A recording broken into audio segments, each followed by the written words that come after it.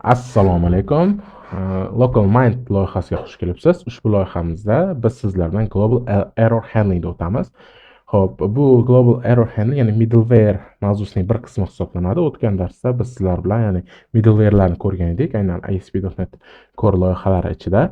Xo'p, middleware bu o'sha har bitta request va responsni ustida amal bajaradigan ketma-ketlik, ya'ni qatlam hisoblanadi. Aytaylik, biz middleware'da o'zidan keyingi oqimlarni ham hattoki nazorat qila olishimiz mumkin. Kelinglar, middleware'ni ko'rib chiqamiz chizmada. Masalan, xo'p, bu yerda ochib yangi oynani, keyin bu yoqda aytaylik bizda birinchi, xo'p, bu bo'lsin bizda authorization va authorizationdan oldin har doim authentication'ni qo'yishimiz kerak edi. Authentication. Hop, authorization'dan keyinlar bizda nima bo'lishi mumkin? Masalan, map controller. Aynan map controller layerda bizda o'sha servisimizga yoki kontrollerimizga to'g'ridan-to'g'ri action yuboriladi. Va mana shu yerda aytaylik authentication, authorization yoki bo'lmasa map controllerda qandaydir xatolik chiqdi. Aytaylik map controllerda bo'layotgan jarayonni authorization boshqara olishi mumkin. Bu nima degani? Chunki bizning exceptionlarimiz, error middleware'imiz birinchi yuqoridan pastga qarab harakatlanadi. Masalan, authentication, authorizationni oldin, map controllerdan authorization, ya'ni biz nechta qatlam bo'lsa, hammasi o'zidan keyingisini chaqiradi. Va aytaylik, mana shu 3 ta qatlamdan oldin biz o'rtaga bitta global eng boshiga biz keyin global error handling degan middleware'imizni qo'yaylik.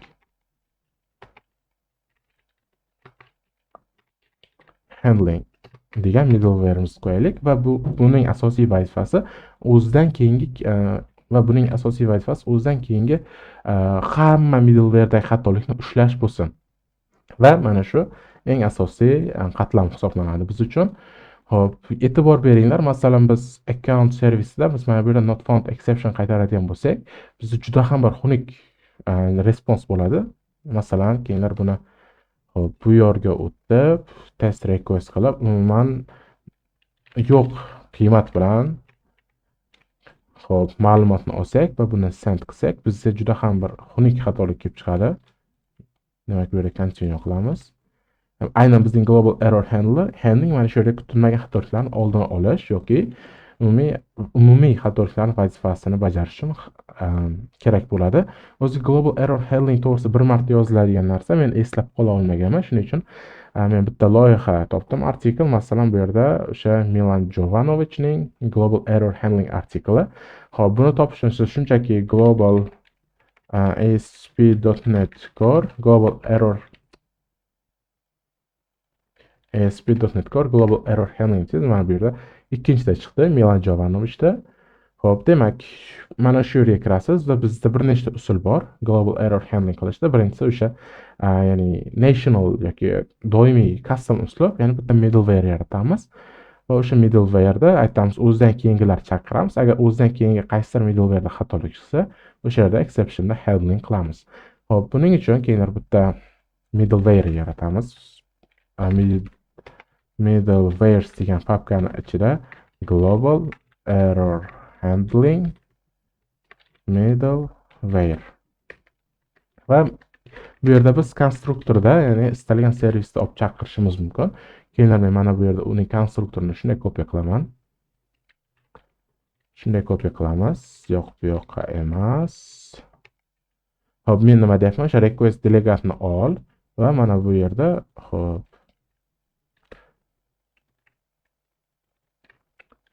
demak, mana shu yerda delegat bor va bizning metodimiz public bo'lishi kerak va task qaytaruvchi invoke metodi bilan boshlanadigan. Ya'ni aynan invoke async deb boshlanishi kerak, chunki middleware'lar invoke async metodini chaqiradi. HTTP context, chunki har bitta middleware contextga, ya'ni to'g'ridan-to'g'ri foydalanish kerak. Keyin try deymiz, aytamiz.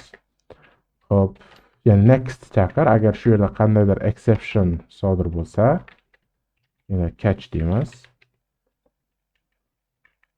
Va exception sodir bo'lsa, xo'p, quyidagi ishni qil. Xo'p, keyinlar hozircha biz shunchaki exceptionni chiqaramiz. Ya'ni bu yoqqa exception va exceptionning message. exception.message chiqarib qo'yamiz va birinchi status kodni olib yuboramiz. Demak, int status kod aytamiz, agar switch qilamiz bizda authorized access exception. Okay, bu bo'la qolsin. Keyin not found exception bo'lishi mumkin bizda. Not found exception o'zimizda exception. Bizda bad request exception yo'q. Keyin bu yerga validation exception deyman. Validation exception shu not found nima qilsa shuni qiladi. Ya'ni farqi not found to'g'risidir, validation to'g'risi exception qaytarish kerak. Hop, ana endi authorization okay. Keyin bizda bu validation exception. Ana endi keyinlar int string error message deymiz va xuddi shunday exception, aynan bu yerda exception ikini to'liq yozamiz exceptionda. Demak, unauthorized access message hammasi bor. Demak, validation exception va biz contextning status kodiga status code, type va application json va write async aynan mana bu qismini yozamiz. Xo'p, nima qilyapmiz? Response ga, ya'ni contextning responsiga o'sha status kod bilan jo'natamiz xatolikni. Keyin bu yerga bitta breakpoint qo'yamiz va bundan oldin bu applicationni to'xtatamiz. Xo'sh, bundan oldin program CS'dan o'sha eng yuqoridan hammasini yuqorisidan app.use exception handler. Nope, exception handler emas, use middleware. Xo'sh, bu yerga global error handling middleware. Mana shu middleware o'tkazamiz va qanaqadir xatolik chiqargan bo'lsa bizda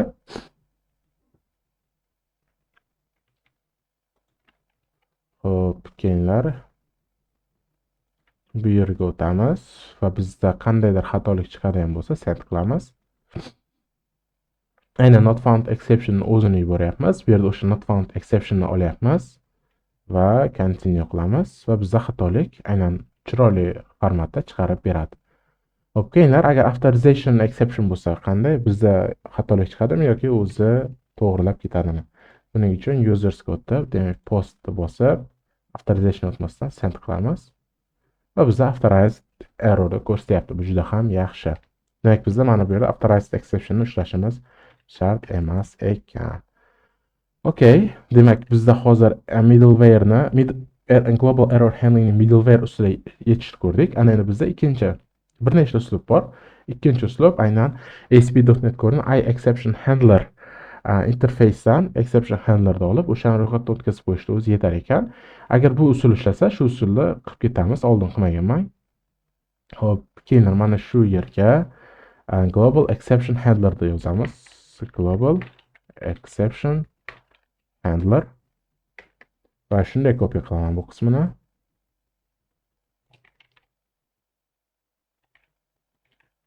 Hop, iException handler, try handle, okay. Xo'sh, demak, loggerga shunday o'zimizda kodimizni, hop, mana bu yerda status kod va message oladigan joyini olamiz. Demak, loggerni ham olamiz. Tak, hop, oldim. Ana endi status kodga 500 emas, balki status kodni o'zini qo'yamiz. Aytgancha menda problem details degan obyekt bor ekan. Bu obyekt menimcha ASP.NET Core o'zidan kelishi kerak, chunki menda bunday obyekt yo'q, klass yo'q, ya'ni. Keyin error message, hop, keyin write.json qilyapmiz, cancellation token, okay, hammasi joyida. Endi biz qanday tizimni ro'yxatdan o'tkazishimiz kerak, ya'ni nimalar ro'yxatdan o'tkazishimiz kerak? Demak, pipeline'imizga, ya'ni service layerga mana shu ikkita narsani ro'yxatdan o'tkazib qo'yishimiz kerak ekan va middleware'ga mana bu yerda exception handlerni o'tkazishimiz kerak. Demak, o'zimizni middleware'damiz, ana exception handlerni o'tkazamiz va bu yoqda bitta aniq qo'yib qo'yamiz breakpoint va yana qaytadan login metodiga. Xo'sh, aynan login metodiga o'sha noto'g'ri login parol jo'natib turamiz. Demak, send qildik. Bu bizga xatolik qaytardi. Xatolik keldi va o'ylaganimizdek o'sha status kodlarni to'g'rilab, problem details qilib, aynan o'sha kontekstni status kodini to'g'rilab, xatolikni jo'natib yuboryapti. Va bizda title va status juda ham zo'r. Demak, hammasi bizda yaxshi. Ko'rib turganingizdek, bugun aynan global error handling o'tdik. Maslahatni mana shu artiklda o'qib chiqinglar. Bu yerda aynan o'sha global exception handlingga yana ham ko'proq urg'u berilgan. Xo'p, endi kelinglar, har doim ham GitHubga to'g'ridan to'g'ri push qilmaymiz va git changesga o'tib, yangi branch yaratamiz. Masalan, users nodir khan, masalan, global exception handler. Va bu yerga global exception handler deb commit message qo'yaman va commit oldi bosaman va buni jo'natib create in browser va create pull request va buni o'sha tekshiruvchi odam tekshiradi. Agar siz biror bir kompaniyada ishlasangiz, aynan har bitta o'zgarishingizni pull requestga oling, ya'ni masterga to'g'ridan to'g'ri push qilmang. Men ko'rdim va o'zim buni shunchaki merge pull request qilib jo'nataman. Okey, bugungi darsimiz shundan iborat edi. Keyingi darsgacha ko'rishguncha